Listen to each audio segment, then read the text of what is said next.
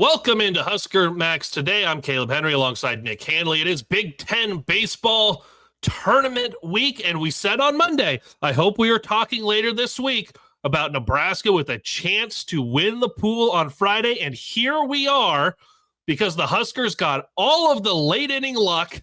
Again, it's really weird to watch this team, not to say that things don't go wrong late innings at times, but for a team, Nick, that's just above 500, it is astounding this season how many times they have come through in the 8th or the 9th inning or extra innings, walk-offs, especially over the last few weeks, the walk-offs.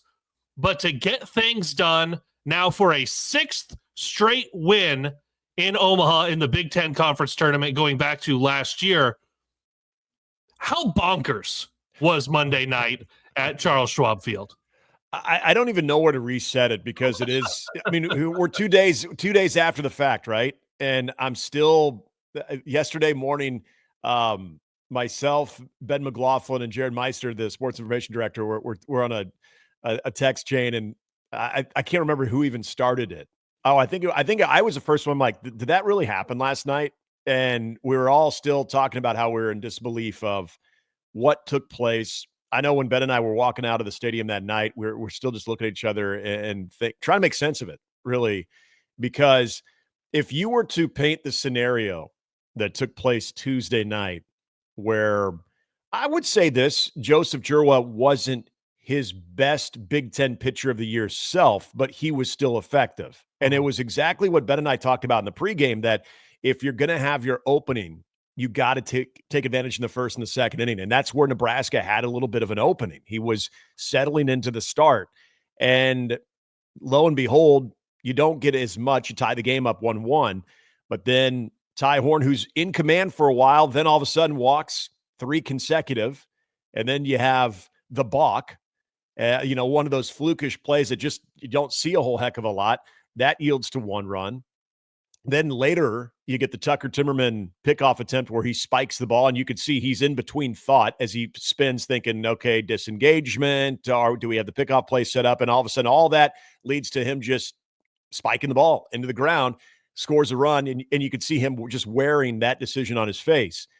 So all of a sudden, you give Joseph Jurwa, the Big Ten Pitcher of the Year, a 3-run cushion, and just about every appearance and start that he's had this year, that's smelling blood in the water, and he has not disappointed.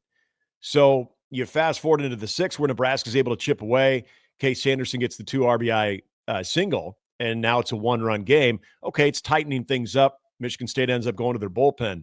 But if you would have told me that scenario that Joseph Jurwa was going to go into the 5th and 6th inning with a 3-run cushion, I would not have liked any team, let alone Nebraska, but any team in the Big Ten's chances, because he has beat some of the very best teams in the Big Ten that they have faced with Joseph Jurwa going and having that type of a cushion late in the game, because he's got big league stuff. This guy's going to be maybe a late first rounder, second round, third round draft pick.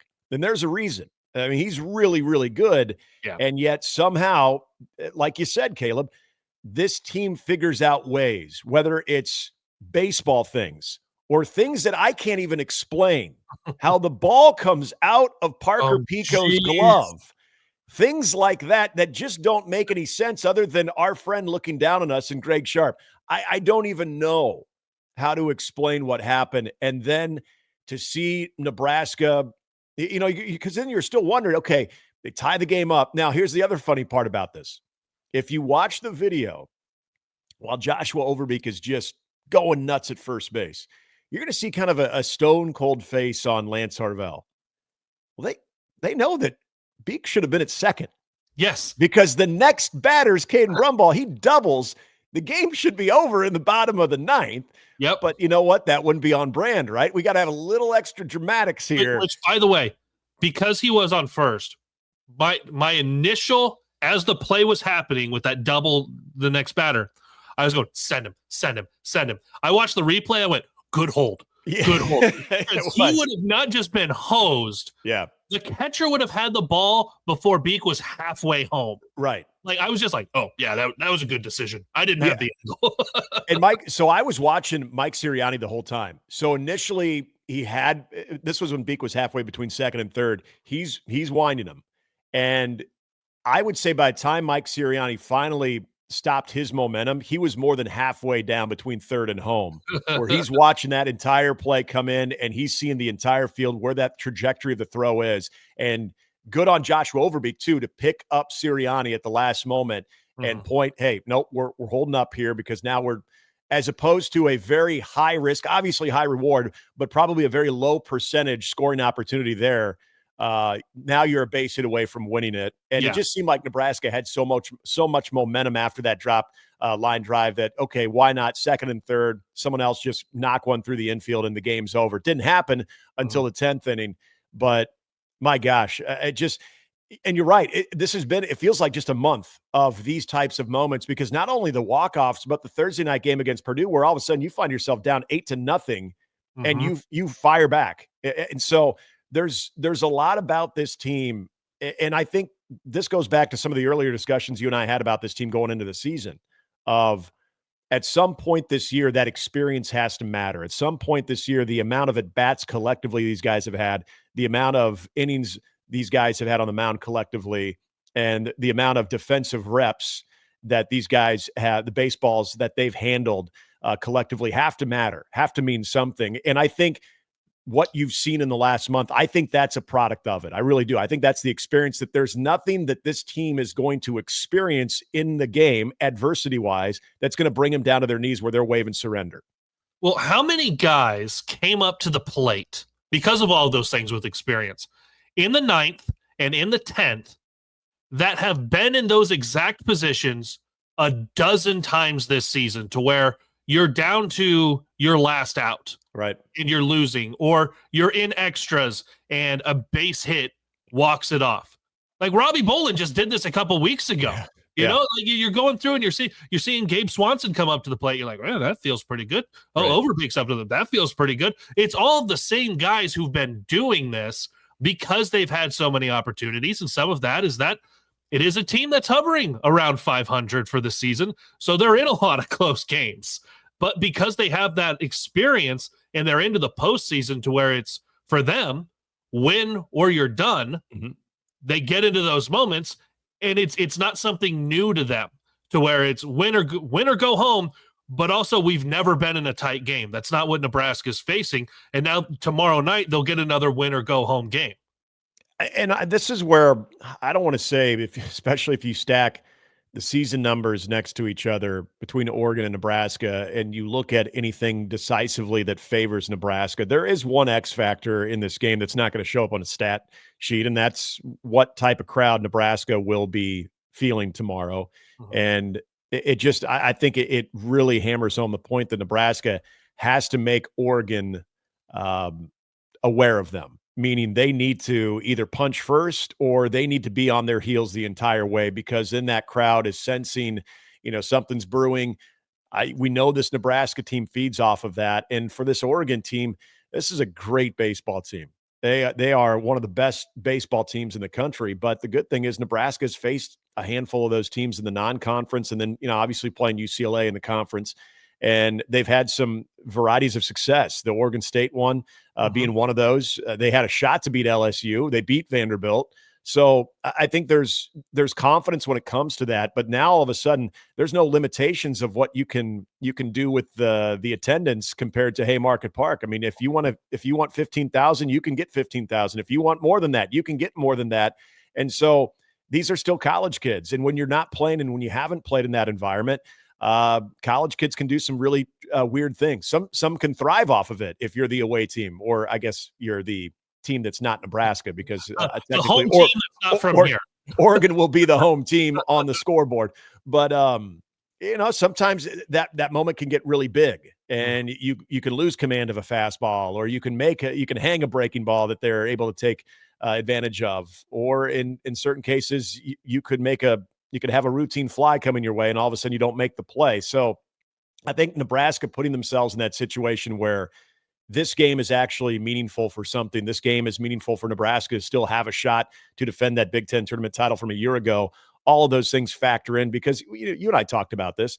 It would have been a shame if that matchup between a marquee opponent in Oregon and Nebraska at 6:00 on a holiday weekend in downtown Omaha would be meaningless. Mhm. And I think the crowd honestly would have reflected that. I just don't think you would have had nearly as many people as you potentially could have tomorrow night. We're crossing our fingers that the weather is going to cooperate for that evening game. But still, this is a big moment for this team. But I don't think they look at it as, oh my gosh, this is do or die. I think they realize, hey, it's all on them. Let's put the pressure on them. Yeah, sure. They're going to still be able to go to the NCAA tournament. We've got to win. But this thing's been a blast this last month. I mean, there's nothing anybody can throw at this team where all of a sudden it completely derails them to the point that they can't recover. So that's what I've liked about them. I said it before. I just think that this goes back to the Will Bolt mentality, the culture that he has built, where you get a bunch of dudes, you recruit like-minded guys, but also guys who are able to, especially some of those young guys, that are able to adjust their competitive nature and the success they've had in high school baseball into that collegiate success, but also that mindset that we've seen a lot of freshmen be able to make that transition as well. So it could be a really fun night tomorrow night. I think it really has the potential to be a fun night, regardless of whether Nebraska is on the better side of the scoreboard or not. You're going to get, I think, a maximum effort, and you're going to see this team playing loose. And when this team is playing loose, they're damn fun to watch, and they're damn tough to beat. And playing in a game that matters. That's all I care about for Nebraska, because there are a lot of teams.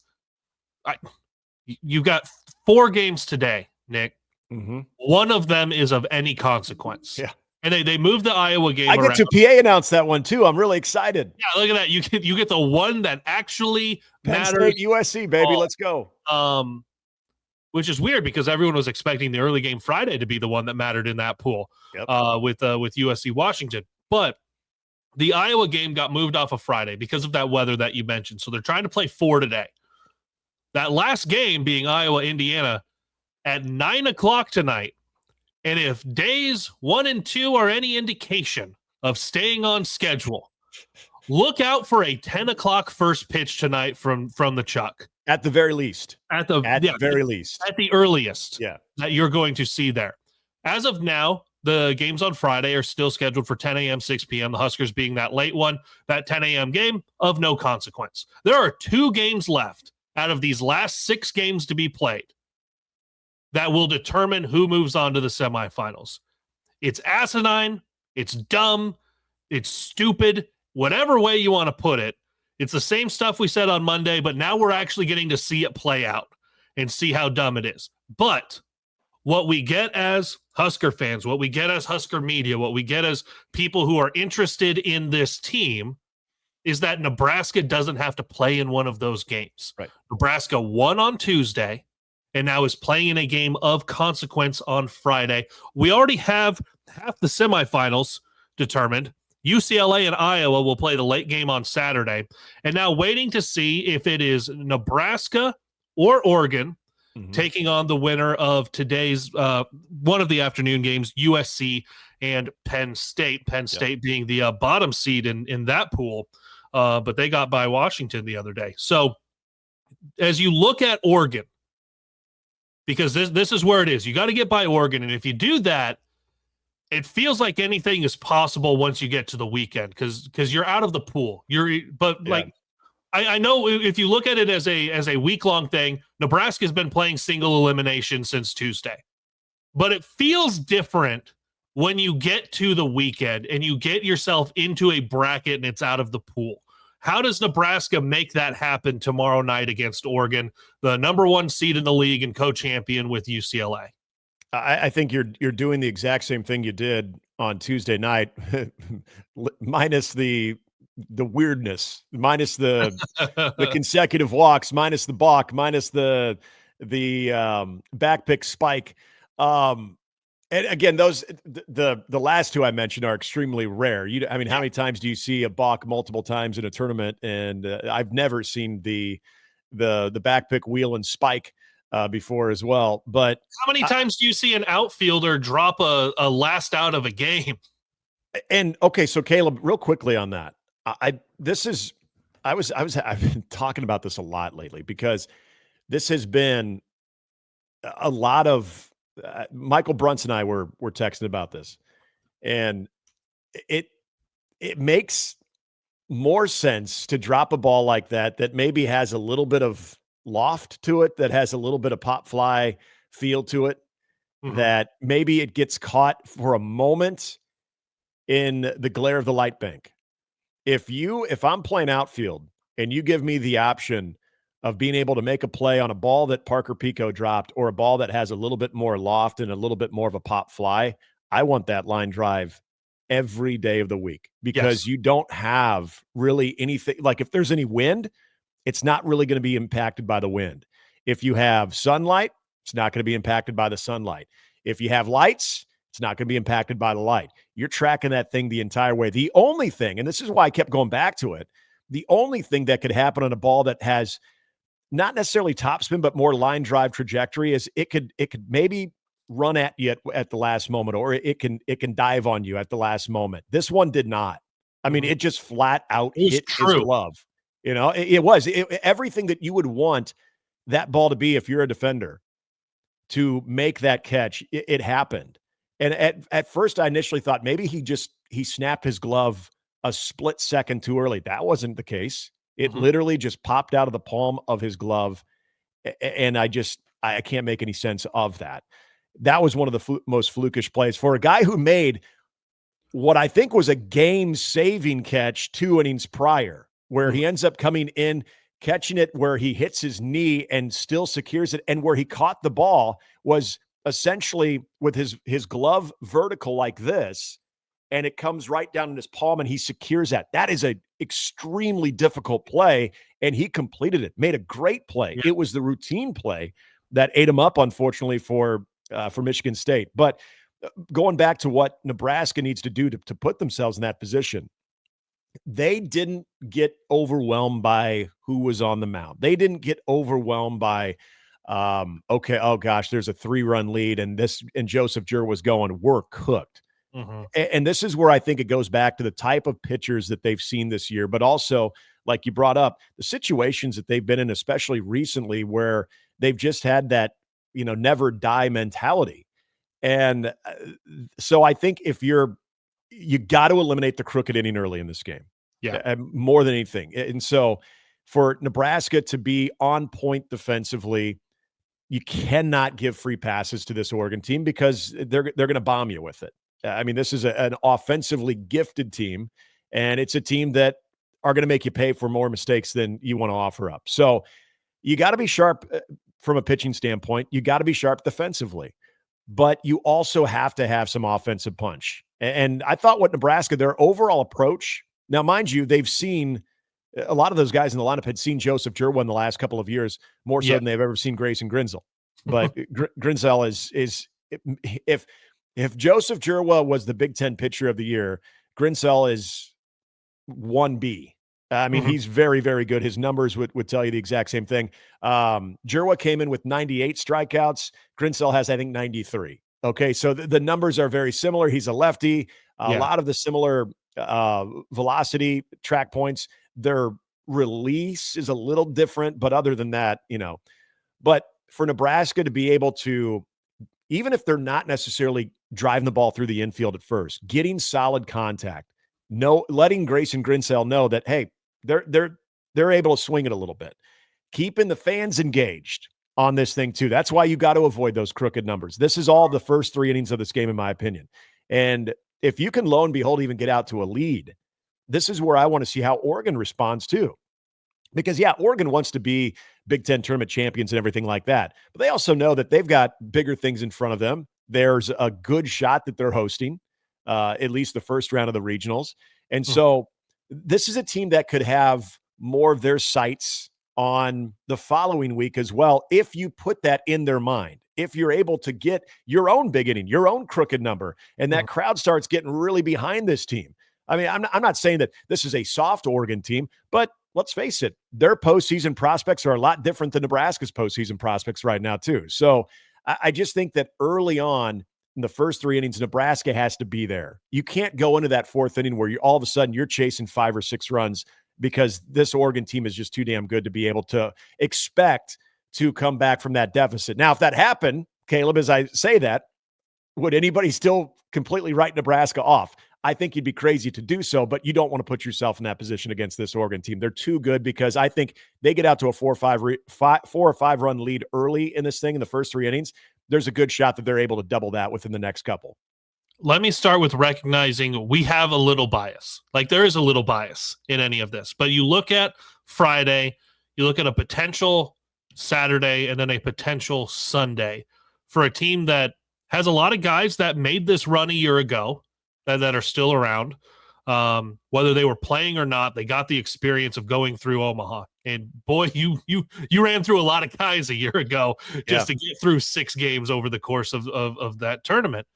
And that's one of the reasons they changed to this dumbass format. But you look at single elimination, got it done the other night. In a one-off game, Nebraska has proved that they can play, well, with a series against Oregon State, but also you look at like Vanderbilt. Mm-hmm. Nebraska has shown in a one-off game, it really doesn't matter what the odds look like. How do you view the odds for this team in there's not going to be an at-large. They got to win their way in and taking it one game at a time. Oregon Friday, potential semifinal Saturday, potential championship Sunday. How do you look at the next few days for this ball club? I look at it very positively. And this, again, goes back to the unique format and the pool that Nebraska found themselves in Pool A, that you would have those 2 days off because they will have all hands on deck again tomorrow night when they roll out. Drew Christo can come back. Luke Broderick can come back. Hell, if you would need Ty Horn because of a matchup to go after a hitter, he could come back and give you at least one batter. Tucker Timmerman could do the same thing. Now, I don't expect either one of those guys to factor in tomorrow night, but Drew Christo and Luke Broderick, absolutely I do. And so then you, depending on what type of arms you go through, then it becomes, okay, more traditional of every day you're grinding. But at that point, okay, well, let's say Tucker Timmerman and Ty Horn don't have an arm, but you still get through on Friday. They don't have, they have an arm. They just don't get through. They don't throw on Friday. Yeah. All of a sudden, those guys are a little bit more locked and loaded for a Saturday or Sunday. And so there are a lot of unique ways you can go about this on a Saturday. And here's the advantage, I think, for really any team. And this is Nebraska or any of the teams in the semifinals. But if you didn't play on Tuesday, but you played Wednesday and Thursday, if you're trying to bring back an ace, you're on shorter rest. But if you played on Tuesday, well, you've got guys that are a little bit more on the 3 to 4 day rest that you could come back with on that semifinal. So I think what Nebraska is going to see from a pitching standpoint, if they were able to get through tomorrow night, is going to be much less than what they saw on Tuesday and Friday. I mean, you're Nebraska will have to have gone through the 2 best pitchers in the Big Ten. And that's no disrespect to Cade Obermueller, because I think he's also right there, but they wouldn't face Cade Obermueller because he threw last night. So you would have gone through 2 of the best pitchers without seeing Cade Obermueller getting to the semifinals, where I think you could at least breathe a sigh of relief from that standpoint, but you'd have to still obviously do your part offensively. So I think Nebraska feels like getting to the semifinals, they will have done the heavy lifting. And again, this is the mentality. We talk about the mentality of a college kid. You get through that part and all of a sudden it's party time, because the attendance will only swell. It'll get even bigger and bigger, which obviously favors Nebraska. They played in that environment before. They love it. It's kind of that party time feel for them. So if they get through, I'll say this, and this is caught bias, whatever, that's fine. I understand that. If Nebraska gets through tomorrow night, in my opinion, they're the most dangerous team left. And I think the one that's accurate too, I think the Big Ten, although Oregon is the conference champion, and I know a lot of people, the Big Ten doesn't want Nebraska to do good in anything. The Big Ten wants Nebraska playing on the weekend. Absolutely. Right? The Big Ten wants that ticket money, that sweet, sweet weekend. Oh, you want Iowa, Nebraska in a semifinal. You want that. That's what I'm saying is you want Nebraska playing in the first semifinal, followed by Iowa fans there for the second semifinal. Mm-hmm. That's what the Big Ten wants this weekend. And make no mistake about it, the Big Ten wants it to be Nebraska, Iowa on Sunday. Yep. You want the two closest fan bases to be there as long as possible. And it worked out for the Big Ten this week that you got to, and because they changed the schedule around, you got to have Nebraska or Iowa every day this week. Yep. You got to have that. And you got to have Nebraska playing in the night games. You have an opportunity, and this is what the Big Ten wants. Nebraska and Iowa there all weekend. Iowa's already there. Mm-hmm. Nebraska, can you go match it? Yeah. We'll find. Go ahead. Oh, I was going to say it was interesting. So I was doing the Penn State Washington game yesterday for PA, and as I'm leaving the ballpark, right before the Iowa Rutgers game, hat tip to Iowa fans for a Wednesday night. They were around the ballpark. They had their equipment trailer out, their gear trailer out for people to purchase gear and everything. I mean, they're showing up, and they will only continue to show up for those games. Now, they may not be large and present tonight at 10:30 or 11, whatever that game. I know it's supposed to start at 9, but I'll be shocked if that thing starts before 10 o'clock. But hey, all the best, Godspeed on that. But maybe they get a little bit of a hit in the attendance. But oh yeah, they'll be there Saturday. And so yeah, you're right. You've got one half of the equation of what draws at TD Ameritrade, or God, I did it. I knew I'd do it. Charles Schwab Field. Sorry, you've got one half of that equation. Rosenblatt anymore. What are we talking about? Yeah. I still sometimes call the CHI Health Center the Quest Center. So, so yeah, you've got that part of it. So the Big Ten is absolutely salivating the opportunity to possibly see Nebraska and Iowa into that weekend. Because I'll say this for Iowa fans: when Nebraska's had early exits, or even years that they have not made the Big Ten tournament, and Iowa's had longer stays, their fans continue to show up, and for the weekends, they really get there too. So this potentially could be huge for the Big Ten, the best case scenario on a tournament format that has been taken to the woodshed, because, watching the UCLA Michigan game going on right now, I'll be very curious to see how Michigan is handling their business. Now, these are competitors, but they know this is their last game. They know they're not playing any further. So at what point do you find yourself down by a handful of runs and you're just like, yeah, I'm good. Yeah. I mean, you're thinking about summer ball. You're thinking about, if you got draftable players, you're thinking about all that stuff. Your priority is not on the remaining 4 or 5 innings that are in that game. So the format itself, we talked about, but if you could somehow salvage this, what I think is kind of a PR disaster with the tiebreaker thing, because it has just been talked about so much, and the flaw of it and why it's not necessarily good for the Big Ten. You could really have a solid rally if you got Nebraska and Iowa there in the final week, or in this weekend. Yeah, you get into the semifinals, and then the format doesn't matter at all, because you're down to the traditional single elimination. Yep. You're into the semifinals, and Iowa was just in the championship a couple years ago. Yep. And Nebraska obviously good crowd. Had a good crowd. We saw what Nebraska did last year. That place would be popping on Sunday if you could get Huskers and Hawkeyes. First up, though, Huskers do have to get by the Ducks of Oregon. Right now, it is scheduled for 6 o'clock Friday, both Big Ten Network and over the beautiful terrestrial airwaves of the Huskers radio network. 6 o'clock for now. And with all of those changes, a Big Ten spokesperson did tell me they're leaving Friday's schedule alone for the moment, with a 10 a.m. first game, a 6 p.m. second game, subject to change depending on weather, as we've been able to avoid so far this week. It would also be astounding to avoid it for the entirety of the tournament in Omaha. Nick, I'm looking forward to listening to you guys. It's been a blast all season. Let's hope it's not just one more. Let's hope it's one weekend more and get through there. And then we're talking next week about something weird have happened. That's what just something weird. Let's get it started tomorrow night, but something weird to talk about next week. I hope when we talk next week, I'm still hungover from a championship celebration. That's what I hope. I hope that I'm on like a 3-day hangover, because I we took it all in this weekend, all the way to a Nebraska defending a Big Ten title. And if they're to do it, if that were to happen, you know it and I know it.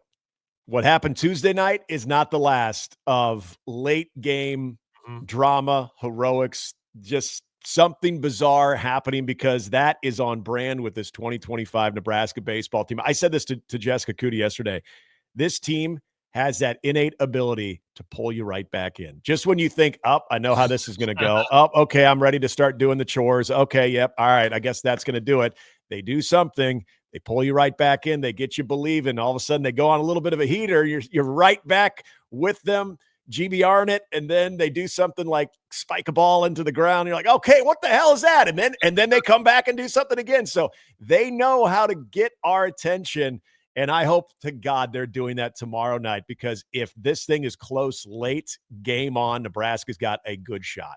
I can guarantee you will not be hungover, whatever the result is, because if it's a result we want, we will have some Busch Lights while we record this.